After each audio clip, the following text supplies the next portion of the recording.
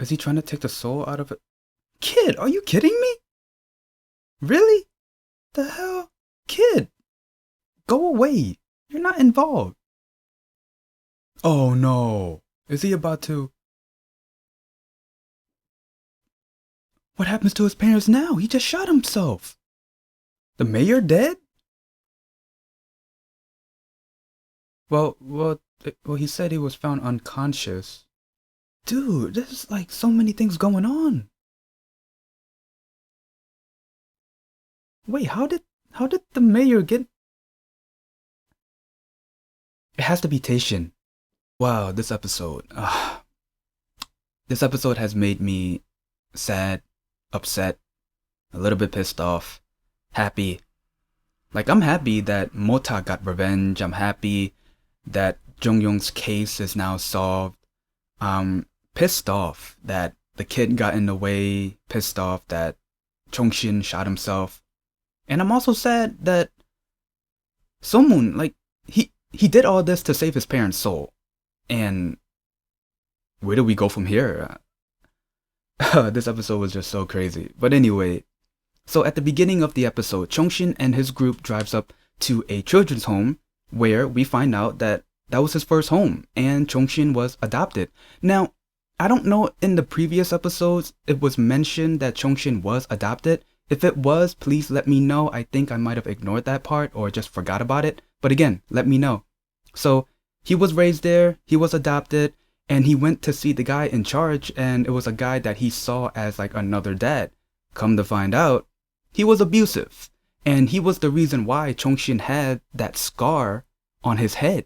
So basically, their meeting ended up with Chongshin getting revenge and using his power to kill him by using his own gun. Now back at the spiritual immigration office, Wigan and the others inform the counters that Chongshin is now immortal. He is now united with the evil spirit. He cannot be stopped. He is now a level 4 evil spirit, which shocked the counters. They are surprised. They are shocked. They are asking multiple questions. How can we stop him now? But Wigan informed them that there is one way, a barrier. So all 4 of the spiritual immigration team grab a magical staff, stomp it on the ground, and create a force field like where once you're inside, you are trapped. You can't use your powers. A counter can't, and for any spirits who have souls inside them, they can't. But a counter can definitely use their powers if they have full control of a territory inside the barrier, which Somun trained really hard to have full control of it to the point where he was training so hard, he was bleeding. But then he finds out that the feeling of saving someone, not killing, not revenge, but saving someone is the key for him to have full control of the territory, which he does at the end of this episode. And then towards the end of this episode, they did create the barrier, all 4 counters plus Jangmu, while Somun is in the barrier, creating the territory and just kicking Chongshin's ass, pretty much. And then he was trying to do something on his chest. Was he about to send him to the underworld or try to save the souls inside them? Please let me know, because when I was watching it, I was thinking, oh, okay, so he might release the souls inside Chongshin first and then send him to hell, I guess, right? But anyway, he got the upper hand, but then out of nowhere, the kid comes in. I'm like, yo, are you serious? Like, now? Now. Of all the time to do this, now. He comes in, he interrupts, he says, don't do it, don't do it. But then Chongshin went near his car, grabs a gun, and says, I'll show you what happened to your parents. He smiles, and then bang, he's dead. And that was pretty much the end of the episode. And I'm like, where do we go from here? What happens to his parents now? I mean, didn't they say that once a soul is inside someone, and if they're dead, that means the soul is gone too? Alright, now let's talk about Mota getting revenge. I'm happy he got revenge, you know, and I'm happy that the chief got arrested and the other cop too. I forgot his name, but it doesn't matter. Now, I think it was pretty obvious that the chief shot her. I mean, if you think about all of the police officers who's part of the force, who would you think has been part of the force for 20 years?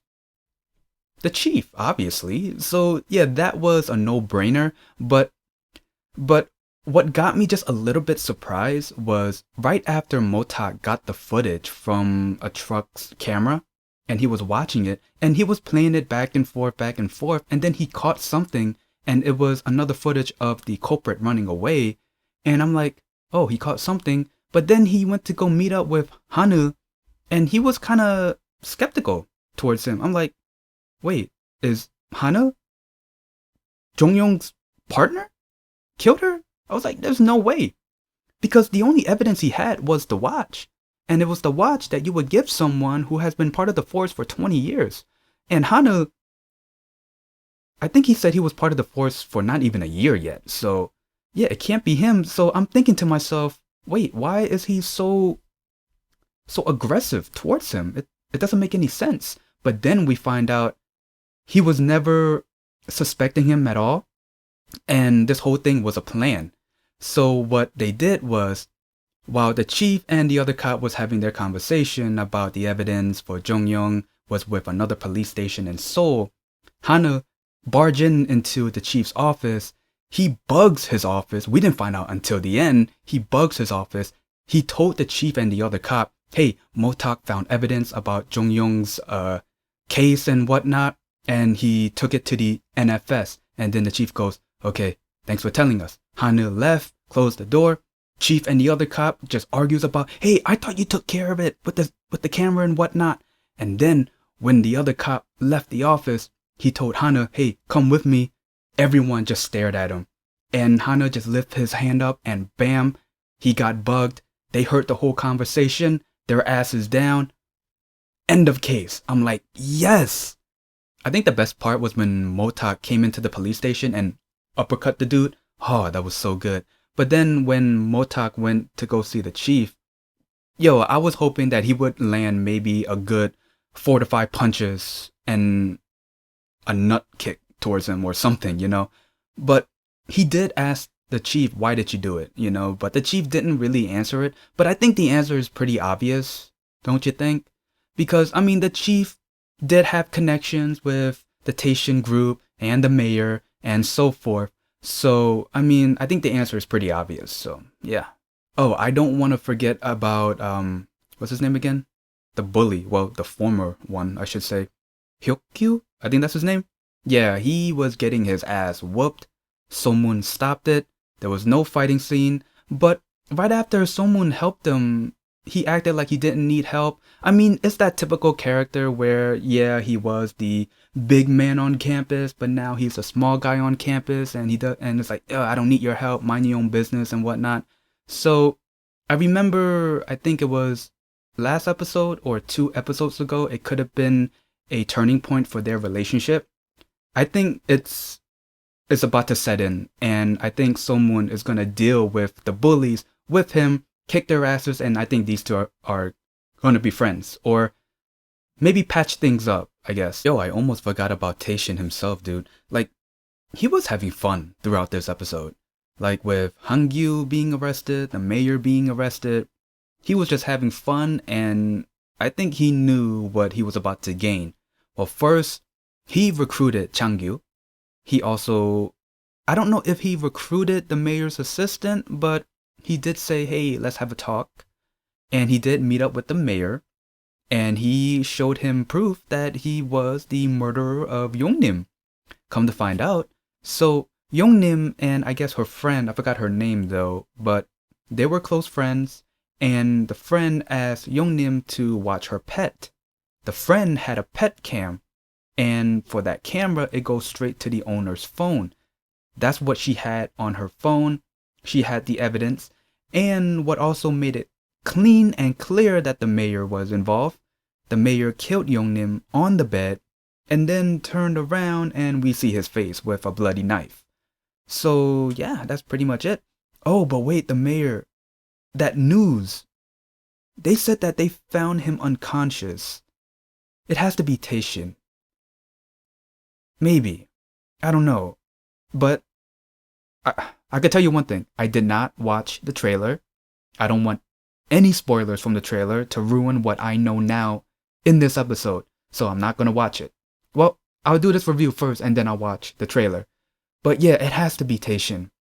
I mean, Taishin gave him an option, right? He said, what you gonna do?